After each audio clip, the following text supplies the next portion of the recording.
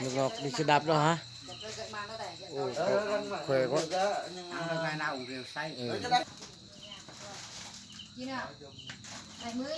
Uống trà hiệp phát. Có kênh gì ồ quay ông cậu đây này mua cái gì 2 két nước ngọt này, không biết đi được xe đạp nữa nổi không, xe đạp siêu mỏng thôi đó.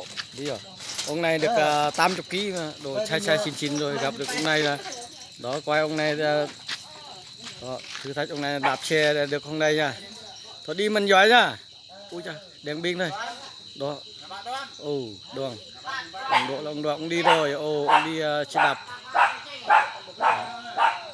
người 80 kg mà đi xe đạp siêu mỏng, rất siêu mỏng rồi. Ôi ông đi rồi, tối om tối thui đi nha các bạn, ở đây không có điện đài gì hết nha. Đó bên này tối lắm này, bên đây cũng được.